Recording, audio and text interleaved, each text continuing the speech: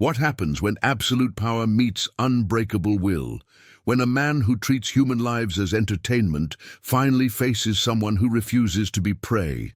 This is the story of how one night in the southern wilderness changed everything, and why some hunts end with the hunter becoming the hunted.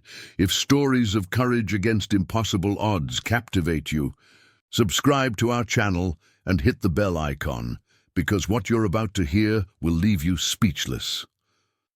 The year was 1847, and in the heart of Georgia's most remote plantation territory, Governor Thaddeus Blackwood had turned cruelty into an art form. His estate, Ravens Hollow, sprawled across 15,000 acres of dense pine forests and murky swamplands, the perfect hunting ground for his most twisted passion.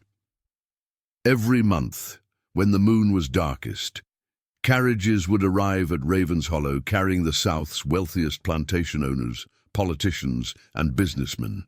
They came not for cotton deals or political discussions, but for what Blackwood called his midnight sport, human hunting. "Gentlemen," Blackwood would announce from his mansion's grand balcony, his voice carrying the authority of a man who had never been told no. "Tonight, we hunt the most dangerous game of all." The rules were simple and horrifying.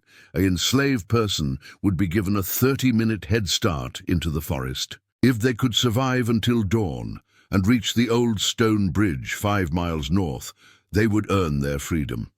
If caught. Well, no one had ever made it to the bridge.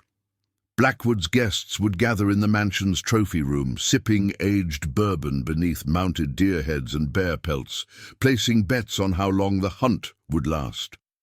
The shortest had been 12 minutes, the longest 3 hours and 47 minutes, a record that Blackwood himself had set.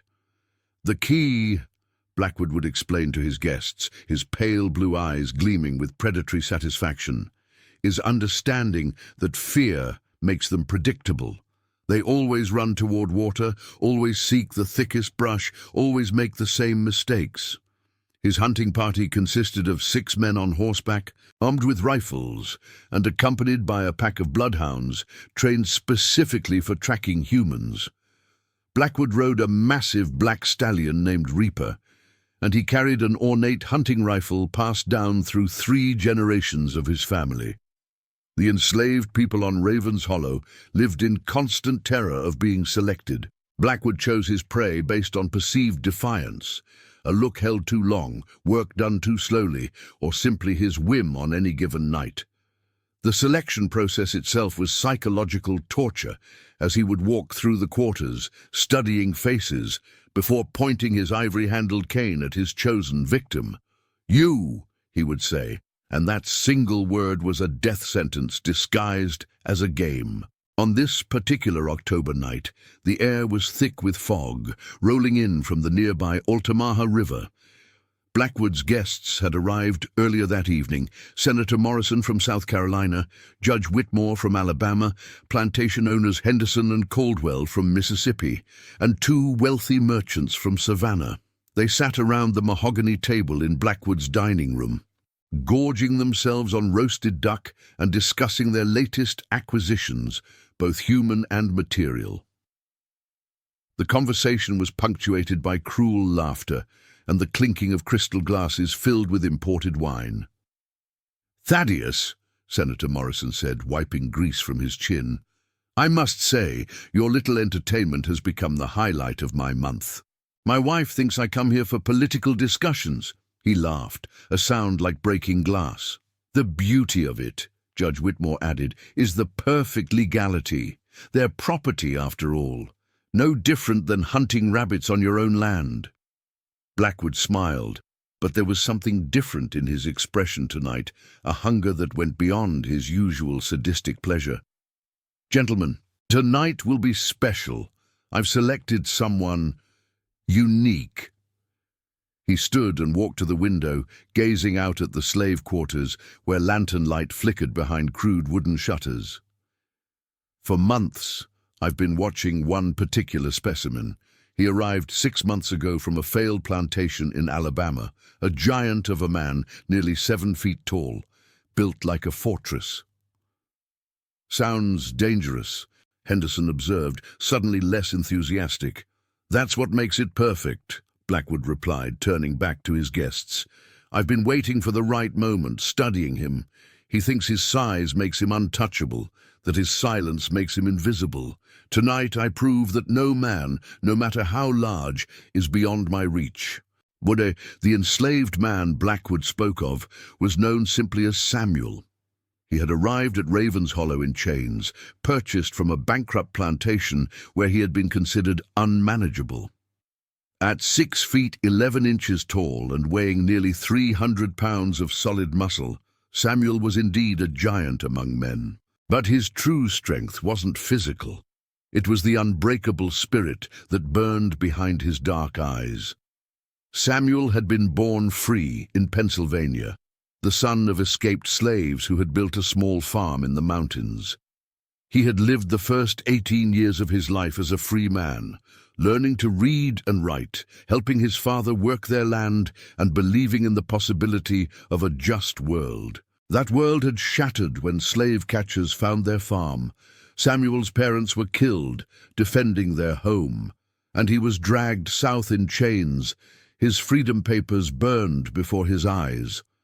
For 12 years, he had endured the hell of slavery, moving from plantation to plantation, his size making him valuable, but his spirit making him dangerous. At Raven's Hollow, Samuel worked in the lumber crews, felling massive pine trees with an efficiency that impressed even the overseers. But he never spoke unless spoken to, never looked directly at white faces, and never showed the rage that burned constantly in his chest. He had learned to hide his intelligence, to appear simple and docile, while his mind planned and calculated. Samuel knew about Blackwood's hunts. Every enslaved person on the plantation knew. They had all heard the screams echoing from the forest, had seen the bloodhounds return with torn clothing between their teeth, had noticed when someone disappeared and never returned. On this night, as Samuel lay on his straw mattress in the cramped quarters he shared with 8 other men, he felt a familiar chill of premonition. Through the thin walls, he could hear the laughter from the big house, could see the glow of lanterns as Blackwood's guests prepared for their entertainment. "Samuel," whispered Moses, an elderly man who slept on the adjacent pallet. "You've been too visible lately. The way you look at things, the way you carry yourself, that devil's been watching you." Samuel said nothing, but his massive hands clenched into fists. He had been careful, so careful, but perhaps not careful enough. He thought of his parents, of their farm in the mountains, of the freedom he had once known and lost. If Blackwood chose him tonight, it would not be like the other hunts, because Samuel had a secret that the governor didn't know. He had been preparing for this moment for months. Hidden beneath a loose floorboard was a small knife he had crafted from a piece of broken metal, sharpened on stone during countless nights. More importantly, he had been mapping the forest during his work details, memorizing every trail, every creek, every hiding place. If chosen, Samuel would not run in panic like the others. He would not seek the false hope of the stone bridge. He had a different plan entirely, one that would turn Blackwood's twisted game into something the governor had never imagined. The sound of approaching footsteps outside the quarters made every man inside freeze. Through the gaps in the wooden walls, they could see the glow of torches and hear the jingle of keys. Blackwood was coming to make his selection. Samuel closed his eyes and steadied his breathing. After 12 years of slavery, after watching countless friends disappear into the night, after swallowing his rage and hiding his strength, the moment of reckoning was finally at hand. The door to the quarters swung open with a crash that echoed like thunder. Governor Blackwood stood silhouetted in the doorway, his tall frame backlit by the torches held by his overseers. He wore his finest hunting attire, a deep green jacket with gold buttons, leather boots polished to a mirror shine, and his ivory-handled cane gleaming in the flickering light. Behind him stood his guests, their faces flushed with wine and anticipation. "Good evening, boys," Blackwood said, his voice carrying the false warmth of a snake oil salesman. "I trust you're all resting well after your hard day's work." The enslaved men remained motionless on their pallets, eyes fixed on the floor. They had learned long ago that eye contact during these visits was a death sentence. The only sounds were the crackling of torches and the distant howling of wind through the pine trees. Blackwood stepped into the cramped quarters, his cane tapping against the wooden floor with each deliberate step.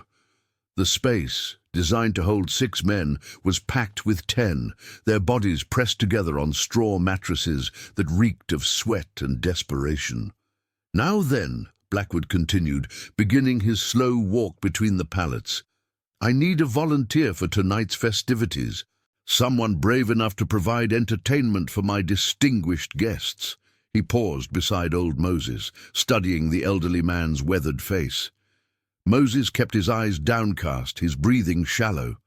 Blackwood moved on, his cane trailing behind him like the tail of a predator.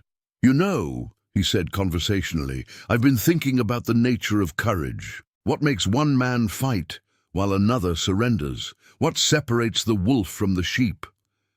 Samuel lay perfectly still, his massive frame taking up nearly twice the space of the other men. He could feel Blackwood's presence approaching, could smell the governor's expensive cologne mixed with the metallic scent of cruelty. Every muscle in his body was coiled like a spring, but he forced himself to remain motionless. "Ah," Blackwood said, stopping directly beside Samuel's pallet. "Here we have something interesting." The governor's cane came to rest on Samuel's shoulder, the ivory handle cold against his skin through the thin fabric of his shirt. Samuel could feel the eyes of every man in the room upon him, could hear the barely audible intake of breath from his fellow prisoners. "Stand up," Blackwood commanded. Samuel rose slowly, unfolding his massive frame until he towered over everyone in the room. Even Blackwood, who was tall for his time at 6 feet, had to crane his neck to look into Samuel's face. The governor's guests murmured among themselves, impressed despite their casual cruelty. "Magnificent," Blackwood breathed, walking in a slow circle around Samuel like a buyer examining livestock. "Look at the size of him, gentlemen, the muscle definition, the way he carries himself." Judge Whitmore stepped forward, his small eyes glittering with interest. "He's certainly substantial, but size can be a disadvantage in the forest, makes one easier to track." "Perhaps," Blackwood replied, never taking his eyes off Samuel, "but it also makes the hunt more sporting. Tell me, boy, what's your name?" "Samuel, sir," he replied, his voice deep and steady. "Samuel," Blackwood repeated, savoring the name. "And where did you come from before arriving at my plantation?" "Alabama, sir, the Thornfield plantation." "Ah, yes, Thornfield. I heard it went under. Poor management, from what I understand. Their loss is my gain." Blackwood's smile was razor-sharp. "Tell me, Samuel, do you know why I'm here tonight?" Samuel met the governor's gaze for just a moment, long enough to let Blackwood see that he was not dealing with a broken man, but not long enough to be considered defiant. "Yes, sir. And what do you think of my little game?" The question hung in the air like smoke from a funeral pyre. Every man in the room held his breath. This was the moment when most selected prisoners would beg, would plead for mercy, would promise anything to avoid their fate. Samuel's response was different. "I think," he said slowly, his voice carrying a weight that made even Blackwood's guests shift uncomfortably, "that every game has rules, sir, and every game can be won or lost." Blackwood's eyes widened slightly. In all his years of conducting these hunts, no one had ever responded with such composure. The other prisoners had always broken down, had wept or raged or begged. This giant stood before him like a mountain, unmovable and unafraid. "Fascinating," Blackwood murmured. "You speak as if you believe you have a chance." "Every man has a chance, sir, until he doesn't." Senator Morrison laughed nervously. "Thaddeus, this one seems different." Perhaps we should choose someone more traditional. But Blackwood was transfixed. This was exactly what he had been hoping for, a worthy adversary, someone whose defeat would be truly satisfying. No, gentlemen, this is perfect. This is what we've been waiting for. He turned to address the room. The rest of you listen carefully. Your friend Samuel here has volunteered to participate in tonight's hunt. You will remain in your quarters until dawn. Anyone found outside will join him in the forest. Is that understood? A chorus of "Yes, sir" filled the cramped space. Blackwood turned back to Samuel. You have 30 minutes from the time we release you at the forest edge. If you can reach the old stone bridge 5 miles north before dawn, you win your freedom. If we catch you... He let the sentence hang unfinished. I understand, sir. Excellent. Oh, and Samuel, just to make things interesting, I'm doubling the stakes tonight. If you somehow manage to evade us until dawn, I'll free not just you, but every man in this room. The gasps from the other prisoners were audible. Old Moses looked up for the first time, his eyes wide with disbelief. Blackwood had never offered such terms before. And if I don't make it to the bridge? Samuel asked. Blackwood's smile was pure evil. Then your friends here will work double shifts for the next month, as punishment for harboring such a spirited individual. It was psychological warfare at its most refined.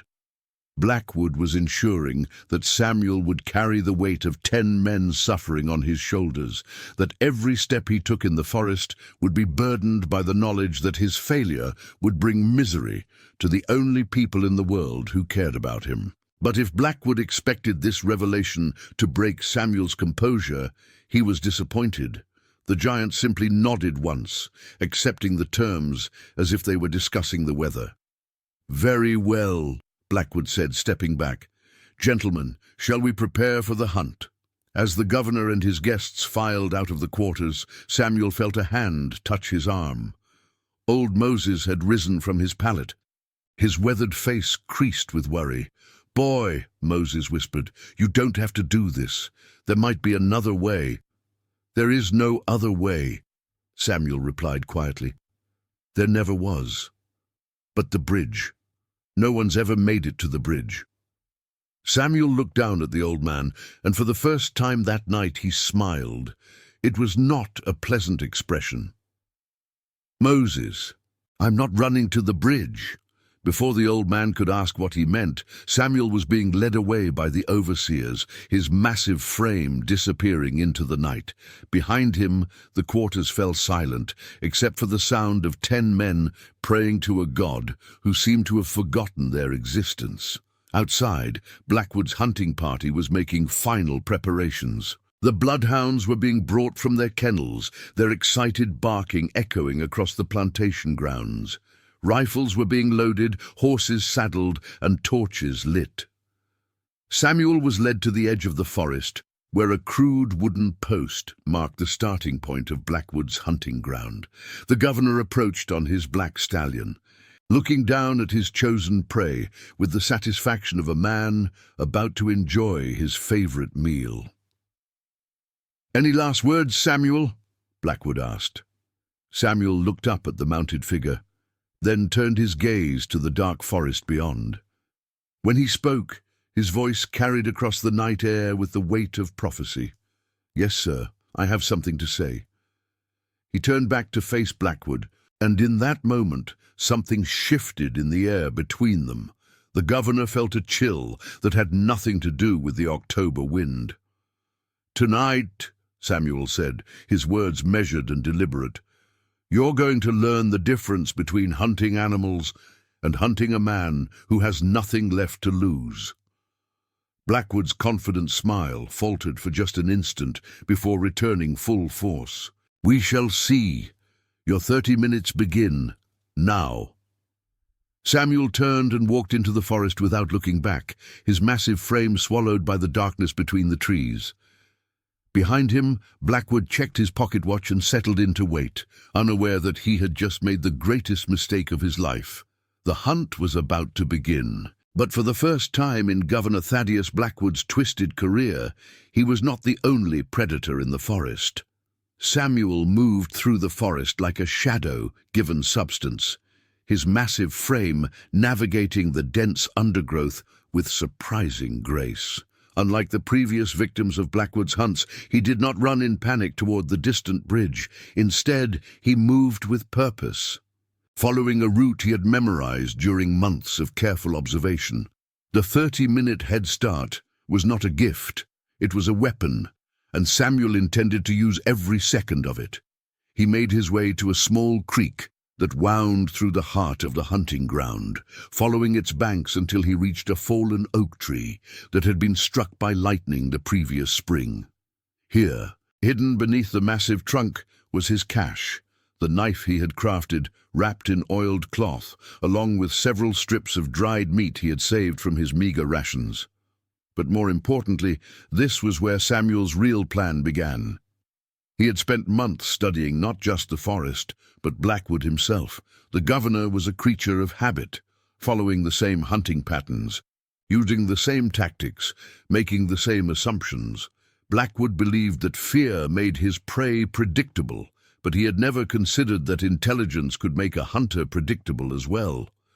Samuel knew that Blackwood would release the dogs first, following their trail on horseback while his guests spread out to cut off escape routes. The governor always positioned himself at the center of the hunt, directing his men like pieces on a chessboard. It was a strategy that had never failed him. Tonight, it would be his downfall.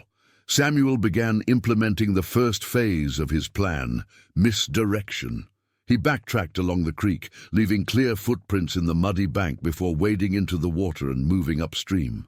At a rocky outcropping, he climbed out and deliberately broke several branches, creating an obvious trail leading north toward the bridge. But this was a deception. While the dogs would follow this false trail, Samuel doubled back through the water, covering his scent and emerging at a point that would put him behind Blackwood's hunting party. The sound of baying hounds echoed through the forest as the 30 minutes expired. Samuel could hear the thunder of hoofbeats and the shouts of men as the hunt began in earnest. From his concealed position in a thicket of mountain laurel, he watched the torches move through the trees like malevolent stars. "There!" Blackwood's voice carried clearly through the night air. "The dogs have picked up the scent. He's heading north, just as I predicted. Henderson, take your men and circle around to the bridge. Morrison, cover the eastern approach. The rest of you, follow me." Samuel smiled grimly as the hunting party split up exactly as he had anticipated. Blackwood was so confident in his methods that he never considered the possibility of being outmaneuvered by his prey. As the main group moved away, following the false trail, Samuel began to move. But he was not fleeing. He was stalking. Judge Whitmore had been assigned to guard the southern approach, positioned alone near a small clearing where Blackwood believed Samuel might try to circle back. The judge sat on his horse, rifle across his saddle, occasionally taking swigs from a silver flask to ward off the October chill. He never saw Samuel coming. The giant emerged from the darkness like a force of nature, moving with impossible silence for a man of his size. One massive hand clamped over Whitmore's mouth while the other dragged him from his horse. The judge's rifle clattered to the ground as Samuel's knife found its mark with surgical precision. Whitmore's eyes went wide with shock and terror as he realized that the hunted had become the hunter. His last sight was Samuel's face, calm and resolute, showing no more emotion than a man chopping firewood. Samuel caught the judge's body as it fell, lowering it silently to the ground. He took Whitmore's rifle, ammunition, and horse, leaving the corpse hidden in the underbrush.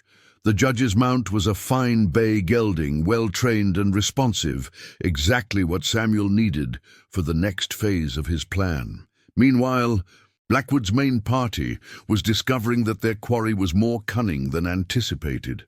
The dogs had followed the false trail to a rocky area where the scent disappeared completely. The hounds ran in circles, whining in confusion as their handlers cursed and tried to pick up the trail again. "Impossible," Blackwood muttered, studying the ground by torchlight. "No man can simply vanish." "Or perhaps he went into the water," suggested one of his overseers. "Then the dogs would have found where he came out. No, this is something else. This man is thinking." For the first time in years of conducting these hunts, Blackwood felt a flicker of unease. His previous victims had been driven by terror, making them predictable and easy to track. But this Samuel was displaying a level of tactical thinking that the governor had not anticipated. "Spread out," Blackwood ordered. "Search every inch of this area. He has to be somewhere nearby." As his men dispersed with their torches, Blackwood remained mounted in the center of the clearing, his rifle ready and his eyes scanning the tree line. The governor was beginning to realize that he might have underestimated his prey, but his arrogance prevented him from grasping the true extent of his miscalculation. Samuel was no longer the hunted. He was the apex predator in these woods, and Blackwood's men were walking into a carefully laid trap. From his position on the stolen horse, Samuel could see the scattered torches of the search party. He had positioned himself on a ridge overlooking the clearing, using the elevation and darkness to his advantage. The rifle felt familiar in his hands. His father had taught him to shoot during their years of freedom in Pennsylvania, and muscle memory guided his movements as he checked the weapon's load. He could have shot Blackwood from this position, ending the hunt with a single bullet, but that would have been too quick, too merciful. Samuel wanted the governor to understand what it felt like to be prey, to experience the terror that so many innocent people had felt in their final moments. Instead, Samuel chose a different target. The overseer named Briggs was searching alone near the base of the ridge, his torch held high as he examined the ground for tracks. Samuel's shot took him in the chest, the rifle's report echoing through the forest like thunder.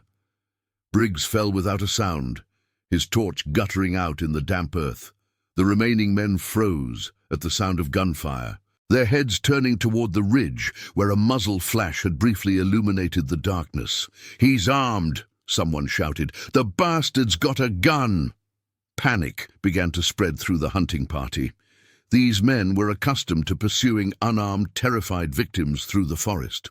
The idea that their prey might be shooting back had never occurred to them. Blackwood's voice cut through the confusion like a whip. "Calm yourselves. It's just one man with one shot. Reload and advance. We have him cornered." But Samuel was already moving, using the chaos to relocate to a new position. He had studied these men for months, knew their strengths and weaknesses, their fears and motivations. Most of Blackwood's overseers were bullies and cowards who derived their courage from overwhelming odds and helpless victims. When faced with genuine danger, they would break. Samuel's second shot came from a completely different angle, taking down another overseer who had been trying to flank his previous position. The man screamed as he fell, the sound echoing through the trees like the cry of a wounded animal. "Where is he?" Henderson shouted, his voice cracking with fear. "How is he moving so fast?" "He's on horseback," Blackwood realized, his tactical mind finally grasping the situation. He took Whitmore's horse. That's how he's repositioning so quickly. The governor's blood ran cold as the implications sank in. If Samuel had Whitmore's horse, that meant. "Find Judge Whitmore," Blackwood commanded. "Now!" But Samuel was already implementing the next phase of his plan. He had dismounted and was moving on foot again, using the forest's natural cover to approach the hunting party from yet another angle. The rifle was useful, but for what he intended to do next, he needed to be close.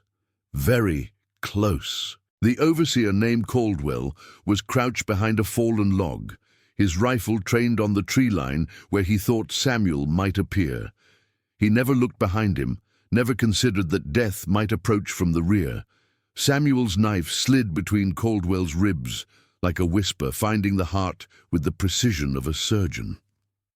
The man died without making a sound, his weapon falling from nerveless fingers. 3 down, 4 to go, plus Blackwood himself. The governor was beginning to understand that he was no longer in control of the situation. His carefully orchestrated hunt had become a nightmare, with his own men being picked off one by a quarry who had somehow transformed into an avenging angel of death. "Regroup," Blackwood shouted into the darkness. "Fall back to the clearing. We make our stand together." But Samuel had anticipated this as well. As the surviving members of the hunting party tried to retreat to the safety of numbers, they found their path blocked by a wall of flame. Samuel had used the time during their confusion to set fire to the dry underbrush, creating a barrier that forced them to take a longer route back to the clearing, a route that led directly through Samuel's killing ground. The giant waited in the darkness, his knife ready, as the first of Blackwood's men stumbled into his trap. The overseer named Jackson never saw the blade that opened his throat, never had time to cry out a warning to his companions. By the time the survivors reached the clearing, only 3 men remained alive. Blackwood himself and 2 of his overseers, their faces pale with terror in the flickering torchlight. "This is impossible," one of them whispered. "He's just one man. How can one man do this?" Blackwood's jaw was clenched so tightly that his teeth ached. His perfect hunt had become a slaughter, and he was no longer the predator. For the first time in his life, Governor Thaddeus Blackwood was experiencing genuine fear. "He's not just a man," Blackwood said quietly, his eyes scanning the tree line for any sign of movement. "He's something else entirely." From the darkness beyond the clearing, Samuel's voice emerged like the rumble of distant thunder. "Governor Blackwood." The 3 men spun toward the sound, their rifles raised, but they could see nothing beyond the circle of torchlight. "I want to thank you," Samuel continued, his voice seeming to come from everywhere and nowhere at once. "For 12 years, I've carried the weight of my parents' death, the burden of my lost freedom. Tonight, you've given me the chance to set that burden down. Show yourself." Blackwood shouted into the darkness. "Face me like a man." Samuel's laughter was like the sound of breaking chains. "Like a man? You mean the way you faced all those innocent people you murdered for sport? The way you gave them a fair chance to defend themselves? They were property, slaves, they had no rights. And what are you now, Governor? What are you? Alone in the dark with death coming for you. Are you still the master, or have you become the slave?" The psychological warfare was devastating. Blackwood could feel his remaining men's resolve crumbling, could see the terror in their eyes as they realized that their positions had been completely reversed. "I'll make you a deal," Samuel's voice continued. "Send your men away. Face me alone, and I'll give you the same chance you gave all those innocent people. 30 minutes to reach safety. What do you say, Governor? Are you brave enough to play your own game?" Blackwood's hands were shaking now, though whether from rage or fear he couldn't tell. Everything he had built, everything he had taken pride in, was crumbling around him like a house of cards in a hurricane. "Never," he snarled. "I am Governor Thaddeus Blackwood. I bow to no one, especially not to some escaped slave." "Then you've made your choice," Samuel replied. And there was something final in his voice, like the closing of a coffin lid. The attack came from 3 directions at once, so fast and coordinated that it seemed impossible for one man to execute. Samuel had used the darkness and his intimate knowledge of the terrain to position himself for a final, devastating assault. The first overseer died with Samuel's knife in his back before he could turn around. The second managed to fire one wild shot before the giant's massive hands closed around his throat, crushing his windpipe like a dry twig. And then there was only Blackwood, alone in the clearing with his rifle, facing the man he had chosen as prey. Samuel stepped into the circle of torchlight, and Blackwood saw him clearly for the first time that night. The giant's clothes were torn and stained with blood, his massive frame seeming to fill the entire clearing, but it was his eyes that made Blackwood's blood freeze. They held no anger, no rage, no emotion at all. They were the eyes of justice incarnate, cold and implacable as winter. "Hello, Governor," Samuel said quietly. "It's time to finish our game." Governor Thaddeus Blackwood stood alone in the flickering torchlight, his ornate rifle trembling in his hands as he faced the giant who had systematically destroyed his hunting party. The clearing that had once been his domain now felt like a tomb, surrounded by the bodies of his men and the weight of his own mortality. Samuel approached slowly, deliberately, his massive frame moving with the inexorable certainty of an avalanche. The knife in his hand caught the torchlight, its blade still wet with the blood of Blackwood's overseers. "You know," Samuel said conversationally, as if they were discussing the weather, "I've been thinking about what you said earlier, about courage, about what separates the wolf from the sheep." Blackwood raised his rifle, his finger finding the trigger. "Stay back, I'm warning you." "The thing is," Samuel continued, ignoring the weapon pointed at his chest, "I think you had it backwards. You see, a wolf hunts to survive. A wolf kills to feed its family, to protect its territory. What you've been doing, that's not the behavior of a wolf." "I said stay back." Blackwood's voice cracked like a whip, but there was desperation in it now, the sound of a man whose world was collapsing around him. Samuel stopped just outside the rifle's effective range, his dark eyes never leaving Blackwood's face. "That's the behavior of something much worse. Something that kills for pleasure, that feeds on suffering. You want to know what that makes you, Governor?" Blackwood pulled the trigger. The rifle's report echoed through the forest like thunder, the muzzle flash briefly illuminating the clearing in stark detail. But when the smoke cleared, Samuel was no longer where he had been standing. The giant had moved with impossible speed for a man of his size, rolling to the side and using the momentary blindness caused by the muzzle flash to close the distance. Blackwood frantically tried to reload, his hand shaking as he fumbled with powder and shot. But Samuel was already upon him, one massive hand closing around the rifle's barrel and wrenching it from the governor's grasp. "It makes you a monster," Samuel finished, his voice calm despite the violence of the moment. Blackwood stumbled backward, his hand reaching for the pistol at his belt, but Samuel's knife was already at his throat. The governor froze, feeling the cold steel against his skin, knowing that one wrong move would open his jugular.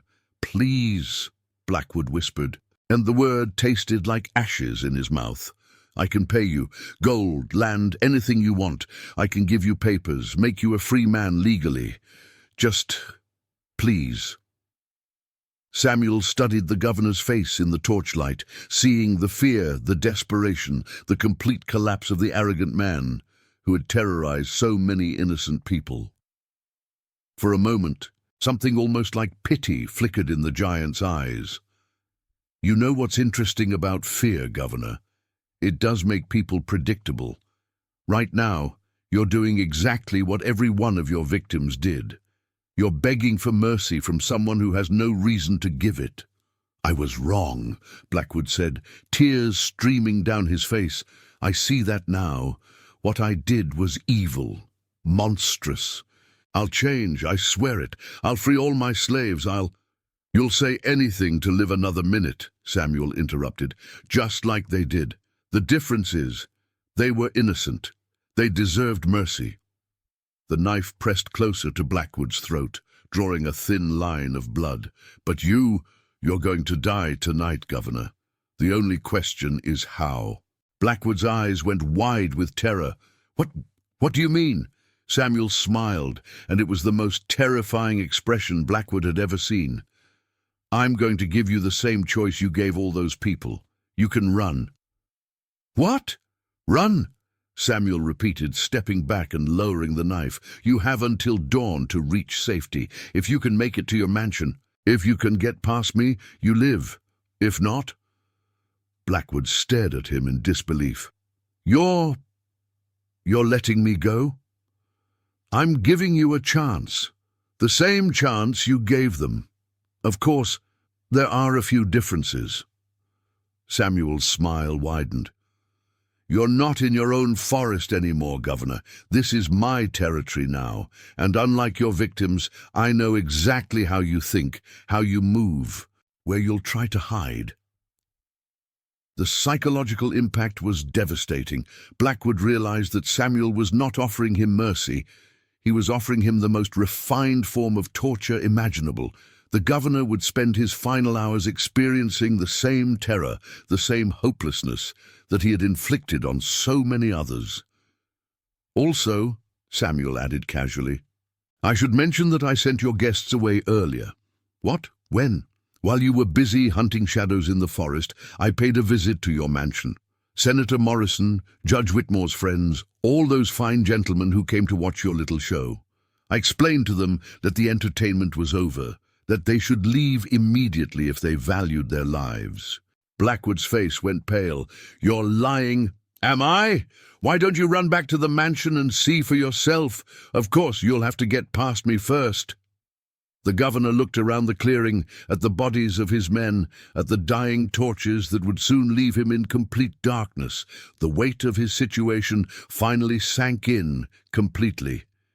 He was alone, unarmed, and being hunted by a man who had already proven himself to be a far superior predator. This isn't possible, Blackwood whispered. You're just a slave, just property. This can't be happening. Property? Samuel's voice carried a note of genuine amusement. Governor, let me tell you what I really am. I'm the son of free people who built their own farm with their own hands. I'm a man who learned to read and write, who studied mathematics and philosophy. I'm someone who spent 12 years planning for this moment, learning everything I could about you and men like you. He stepped closer, and Blackwood could see the intelligence burning in those dark eyes, the careful calculation that had orchestrated this entire night. Most importantly, Samuel continued, I'm the last thing you're ever going to see. So I suggest you start running, Governor. Dawn is still hours away, and I'm going to enjoy every minute of this hunt. Blackwood broke. The governor turned and fled into the forest, crashing through the underbrush like a panicked animal. Behind him, Samuel's laughter followed, like the baying of hounds, echoing through the trees and filling the night with the sound of justice finally served. For the next 3 hours, Governor Thaddeus Blackwood experienced hell on earth. Every shadow might hide his pursuer, every snapping twig might signal his doom. Samuel stalked him through the forest with the patience of a natural predator, appearing just long enough to be seen before vanishing again into the darkness. The governor tried every trick he had learned during his years of hunting, but Samuel anticipated them all. When Blackwood tried to hide in a hollow log, Samuel's knife appeared inches from his face. When he attempted to cross the creek to throw off his scent, Samuel was waiting on the other side, getting tired. Governor? Samuel's voice would emerge from the darkness, sometimes close, sometimes distant, always terrifying. Your victims never got to rest. They ran until their hearts burst, until their feet bled, until they collapsed from exhaustion. How does it feel? Blackwood's fine hunting clothes were torn to shreds, his face scratched and bleeding from thorns. His expensive boots had fallen apart, leaving his feet raw and bloody. But the physical pain was nothing compared to the psychological torture of knowing that death was stalking him, playing with him like a cat with a mouse. As dawn approached, Blackwood found himself back where the nightmare had begun, at the edge of the forest, near the wooden post that marked the starting point of his hunting ground. He could see his mansion in the distance, its windows dark and empty. Samuel had been telling the truth. His guests were gone, fled into the night like the cowards they truly were. Almost made it, Samuel's voice said behind him. Blackwood spun around to find the giant standing just at the tree line, his massive frame silhouetted against the lightening sky. The governor was so exhausted he could barely stand, his legs shaking with fatigue and terror. "Please," Blackwood gasped, "I've learned my lesson. I'll never hunt again, I swear it. I'll free every slave on my plantation. I'll give you anything you want." Samuel walked slowly toward him, and Blackwood could see that the giant was completely calm, not even breathing hard despite the night-long chase. "You know what I want, Governor? I want you to understand something." "What?" "Anything. I want you to understand that this was never about the hunt. This was about justice, about balance, about making sure that the evil you've done in this world doesn't go unpunished." Samuel reached into his shirt and pulled out a small leather pouch. From it he withdrew a piece of paper, yellowed with age and carefully preserved. "Do you know what this is?" he asked, holding the paper up to the dawn light. Blackwood squinted at it, trying to make out the faded writing. I don't. These are my freedom papers," Samuel said quietly. "The documents that proved I was born, a free man, that I had every right to live my life in peace with my family. Your slave catchers burned the originals, but my father had hidden a copy." He folded the paper carefully and put it back in the pouch. "For 12 years, I've carried this reminder of what I lost, what was stolen from me. Tonight I'm finally free to let it go." "Then let me go too," Blackwood pleaded. "We can both be free. We can both start over." Samuel shook his head sadly. "Governor, you still don't understand. Some things can't be forgiven. Some debts can only be paid in blood." The knife appeared in Samuel's hand as if by magic, its blade catching the first rays of the rising sun. Blackwood tried to run, but his exhausted legs betrayed him, and he fell to his knees in the damp grass. "Wait!" he gasped. "Wait! I have information about other plantations, other men who do what I do. I can help you stop them." Samuel paused, considering this. "Other men like you?" "Yes. Senator Morrison has his own hunting ground in South Carolina. Judge Whitmore's brother runs similar games in Alabama. I can give you names, locations, everything." For a moment, hope flickered in Blackwood's eyes. Perhaps he had found a way to save himself, to turn his knowledge into a bargaining chip for his life. Samuel knelt down beside the governor, bringing his face close to Blackwood's ear. "Thank you for that information," he whispered. "It will be very useful." "Then you'll let me live?" "No," Samuel said simply. "But now I know where to go next." The knife slid between Blackwood's ribs with surgical precision, finding the heart just as it had with so many of the governor's men. Blackwood's eyes went wide with shock, then slowly glazed over as his life ebbed away. Samuel stood over the body as the sun rose fully above the horizon, painting the sky in shades of gold and crimson. In the distance, he could hear the sound of voices, the enslaved people of Ravenshollow emerging from their quarters, drawn by the silence where there should have been the sounds of returning hunters. Old Moses was the first to reach the edge of the forest, his weathered face creased with worry and hope in equal measure. When he saw Samuel standing over Blackwood's corpse, the old man's knees nearly buckled with relief. "Samuel," Moses whispered, "you did it. You actually did it." "It's finished," Samuel replied, wiping the blood from his knife on Blackwood's expensive jacket. "The monster is dead." More people arrived. Men, women, and children who had lived in terror of Blackwood's hunts, who had watched friends and family members disappear into the forest never to return. They stood in stunned silence, unable to believe that their tormentor was truly gone. "What happens now?" asked a young woman named Sarah, her voice barely audible. Samuel looked at the assembled group, these people who had suffered so much for so long. "Now you're free," he said simply. "All of you. The papers in Blackwood's study will prove ownership of this plantation, but those papers died with him. This land belongs to no one now but those who work it." "And you?" Moses asked.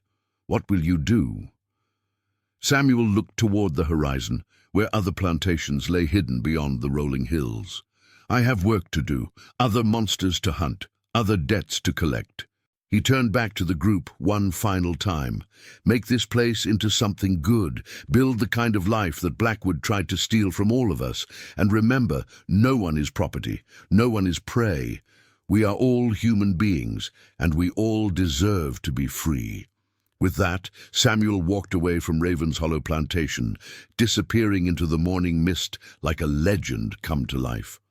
Behind him, the people he had freed began the long work of building new lives from the ashes of their oppression. And in the distance, on plantations across the South, other men like Blackwood continued their evil games, unaware that justice was coming for them in the form of a 7-foot giant who had learned that sometimes the only way to stop a monster is to become something even more terrifying. The hunt was over, but Samuel's war had just begun. In the years that followed, stories spread across the South of a giant who appeared in the night, a phantom of justice who hunted those who preyed upon the innocent. Some called him a myth, others a nightmare made flesh. But those who had suffered under the cruelty of men like Blackwood knew the truth, that sometimes, when evil seems unstoppable, the universe sends someone to restore the balance. Samuel's story reminds us that courage isn't the absence of fear. It's the decision to act despite